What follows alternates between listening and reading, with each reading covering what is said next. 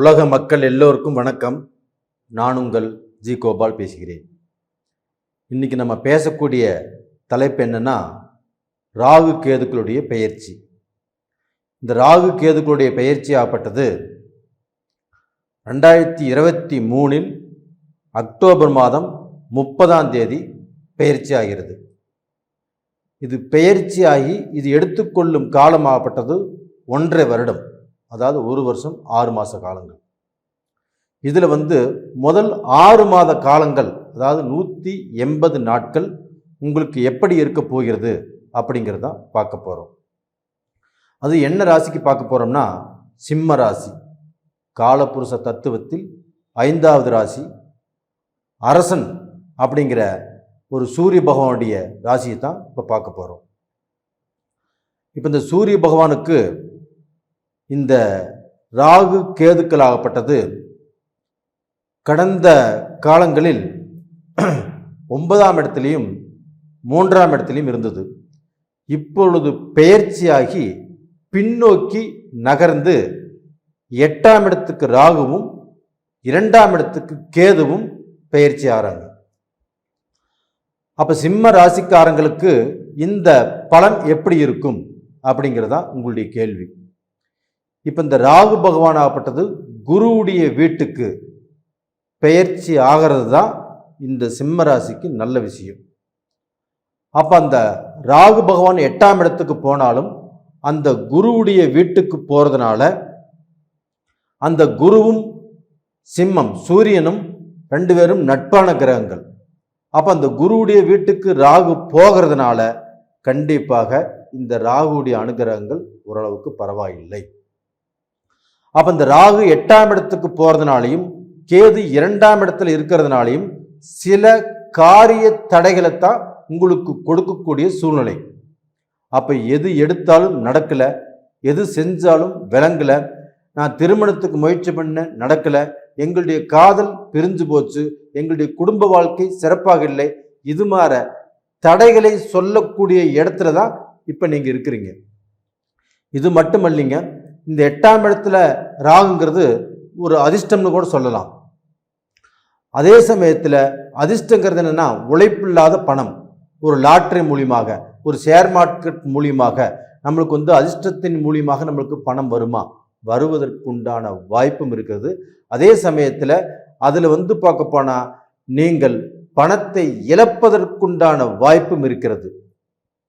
காரணம் என்னன்னா, இந்த ராகு நின்ன ஸ்தானமாகப்பட்டது குருவுடைய வீடு. இதன் மூலியமாக நீங்கள் ஏதாவது ரூபத்தில் அதிர்ஷ்டத்தை சம்பாதிக்கலாம்.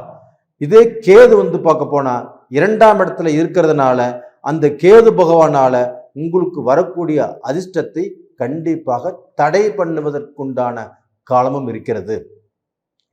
அப்போ டோட்டலா பார்த்தீங்கன்னா, இந்த ராகு 8ஆம் இடத்துக்கு போயிருக்கிறாங்கன்னா உங்களுக்கு தொலைதூர பயணம், இப்போ வெளிநாடு போகிறது, இடத்த மாற்றுறது, உங்களுடைய வீட்டை மாற்றுறது, உங்களுடைய தொழிலை மாற்றுறது, இப்போ ஒரு ஸ்டேட்லேருந்து இன்னொரு ஸ்டேட்டுக்கு போகிறது, இல்லை ஒரு நாட்டிலேருந்து இன்னொரு நாட்டுக்கு போகிறது, இது மாதிரி மாற்றங்கள் பண்ணக்கூடிய நேரம் கண்டிப்பாக இப்போ வருது.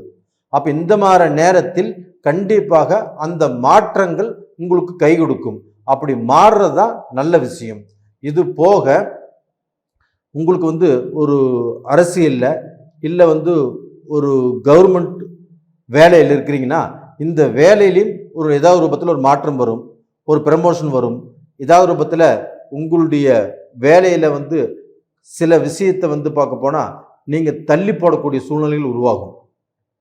அப்போ டோட்டலாக பார்த்தீங்கன்னா வேலை விஷயத்தில் கொஞ்சம் ஜாக்கிரதையாக இருக்கணும். நீங்கள் அடுத்தவங்களை நம்பியோ, வேலை செய்யக்கூடிய இடத்துல வேலை செய்யக்கூடிய ஆட்களை நம்பியோ ஏதாவது ஒன்று பேசுகிறதோ சொல்கிறதோ, அவங்களுக்கு ஐடியா கொடுக்கறதோ, அவங்களுக்கு பிரச்சனையை நீங்கள் தோளில் தூக்கி போட்டு நீங்கள் அவங்களுக்கோசரம் செயல்படுவதோ கண்டிப்பாக அவாய்ட் பண்ணிக்கணும். 2வது பார்த்தீங்கன்னா, இப்போ உங்களுக்கு இருக்கக்கூடிய இந்த பெயர்ச்சியில் பார்த்தீங்கன்னா குரு பகவானும் உங்களுக்கு இருக்கக்கூடிய ஸ்தானம் நல்ல ஸ்தானத்தில் இருக்கிறாங்க. அந்த குரு பகவானாகப்பட்டது பார்க்கக்கூடிய பார்வை சிம்மத்தை பார்க்குறாங்க. அப்போ இந்த சிம்மத்தை குரு பகவான் பார்க்கறதுனால, அதுவும் இந்த 6 மாத காலம் வரக்கூடிய மார்ச் வரைக்கும், ஏப்ரலில் இந்த குரு பெயர்ச்சி ஆகுது. அப்போ இந்த 6 மாத காலமும் குரு பெயர்ச்சியுடைய அனுகிரகங்கள் உங்களுக்கு நல்லா இருக்குது. அப்படி நல்லா இருக்கிறதுனால வரக்கூடிய ஆபத்திலிருந்து, உங்களுக்கு வரக்கூடிய இடைஞ்சலிருந்து, வரக்கூடிய தடைகள்ல இருந்து நீங்க தப்பிச்சுக்கிறதுக்கு நல்ல வாய்ப்பு இருக்குது. இது போக உங்களுக்கு வந்து சனி பகவானும் கண்டச்சனி, உங்களுக்கு வந்து ராகுக்கு எதுவும் சரியில்லை.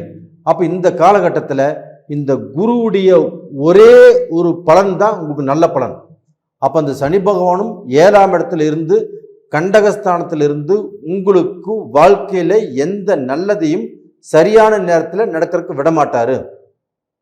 அப்போ வந்து தொழிலில் முடக்கம், வியாபாரத்தில் முடக்கம், நான் என்ன செஞ்சாலும் அதில் திருப்தி இல்லை இப்படிங்கிற சூழ்நிலை உருவாக்கும். இந்த ராகு பகவானும் அந்த தொழிலை வந்து நல்ல முறைக்கு எடுத்துட்டு போகும், நல்லது செஞ்சு கொடுக்கும் அப்படின்னு சொல்லக்கூடிய வாய்ப்புகள் இல்லை.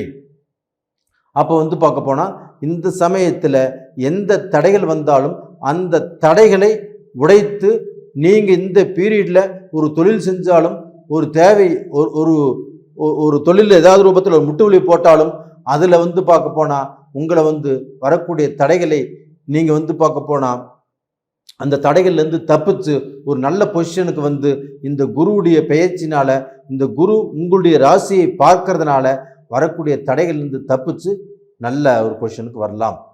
இது போக இந்த 2ஆம் இடத்துல இருக்கக்கூடிய அந்த கேது பகவான் ஆகப்பட்டது, அந்த 2ஆம் இடத்துல இருக்கக்கூடிய அந்த கேது பகவானால கண்டிப்பாக நீங்கள் யாருக்கிட்டையுமே பேசாமல் இருப்பது நல்ல விஷயம். அப்படி நீங்கள் ஒருத்தர்கிட்ட பேசுறீங்கன்னா கண்டிப்பாக பிரச்சனைகள் வரும். நீங்கள் கொடுத்த பணம் கண்டிப்பாக உங்களுக்கு வராது. நீங்கள் வாங்கின பணத்தை நீங்கள் கொடுக்க வேண்டிய சூழ்நிலைகள் உருவாகும். அப்போ இங்கேயே வந்து பார்க்க போனால் உங்களுக்கு வந்து சில மாற்றங்கள் வந்துடுது.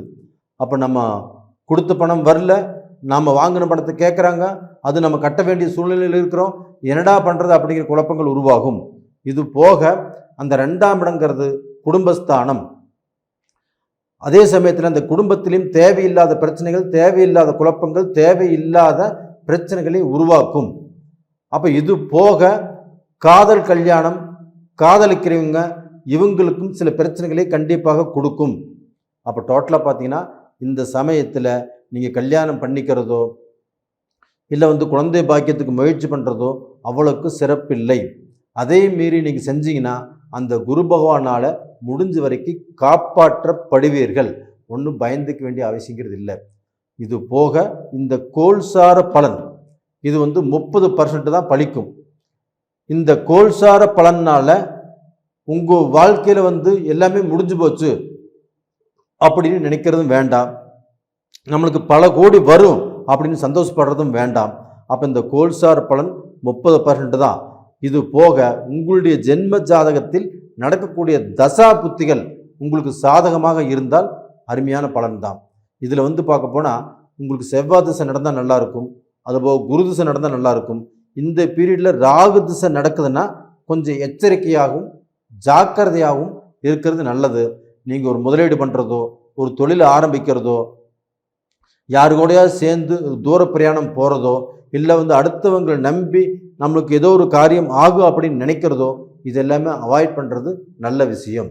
அப்போ டோட்டலாக பார்த்தீங்கன்னா உங்களுக்கு நடக்கக்கூடிய ஜாதகத்தில், ஜென்ம ஜாதகத்தில் உங்களுக்கு வந்து ராகு திசை நடக்குதான்னு கண்டிப்பாக பார்த்துக்கோங்க. அந்த ராகு திசை நடந்துச்சுன்னா நீங்கள் ரொம்பவும் எச்சரிக்கையோடு இருப்பது அவசியம். அப்படி வந்து அந்த எச்சரிக்கையை மீறி நீங்கள் ஏதாவது பண்ணினீங்கன்னா நீங்கள் அனுபவிக்க போகிறீங்கன்னு அர்த்தம். அப்போ அந்த எச்சரிக்கையை மீறி எதையும் பண்ணாமல், எதையுமே அனுபவிக்காமல் இருக்கிறது நல்ல விஷயம். அப்போ உங்களுக்கு வந்து செவ்வாய் திசை நடந்தாலும் குரு திசை நடந்தாலும் நீங்கள் எதை பற்றியும் கவலைப்பட வேண்டிய அவசியம் இல்லை. அப்போ டோட்டலாக பார்த்தீங்கன்னா இப்போ உங்களுக்கு அந்த குரு பகவானுடைய பார்வை இருக்கிறதுனால நீங்கள் எல்லா விஷயத்திலையுமே தப்பிச்சு வந்து உங்களுடைய வாழ்க்கையில் ஒரு நல்ல நிலைமைக்கு வரக்கூடிய வாய்ப்புகள் நிறைஞ்சிருக்குது. அதனால் எதை பற்றியும் கவலைப்பட வேண்டியதில்லை. இந்த கோல்சார பலன் இவ்வளவு மோசமாக இருக்கிறதே அப்படின்னு நீங்கள் வந்து பார்க்க போனால் பயந்துக்க வேண்டிய அவசியம் இல்லை. உங்களுடைய ஜென்ம ஜாதகம் நல்லா இருந்தாவே உங்களுக்கு வந்து பார்க்க போனால் எந்த ஒரு குறையும் கொடுக்காது, நல்லது தான் பண்ணும். அப்போ டோட்டலாக பார்த்தீங்கன்னா இப்போ நான் சொல்லக்கூடிய பதிவு உங்களுக்கு பிடிச்சிருக்குன்னு நினைக்கிறேன். பிடிச்சிருந்தால் கண்டிப்பாக உங்களுக்கு இந்த பதிவு பிடிச்சிருந்தால் கண்டிப்பாக சப்ஸ்கிரைப் பண்ணுங்கள், லைக் பண்ணுங்கள், உங்கள் நண்பர்களுக்கும் ஷேர் பண்ணுங்கள், ஆல் அப்படிங்கிற பெல் பட்டனையும் ப்ரெஸ் பண்ணிக்கோங்க. இது போக உங்களுடைய வாழ்க்கையில் எனக்கு இந்த கோல்சார பலன்தான் அதிகமாக பாதிச்சுட்டு இருக்குது அப்படிங்கிற வேதனை உங்களுக்கு வேண்டாம். நேயர்களே, உங்களிடமிருந்து விடைபெறுவது உங்களின் ஜி கோபால். நன்றி, வணக்கம்.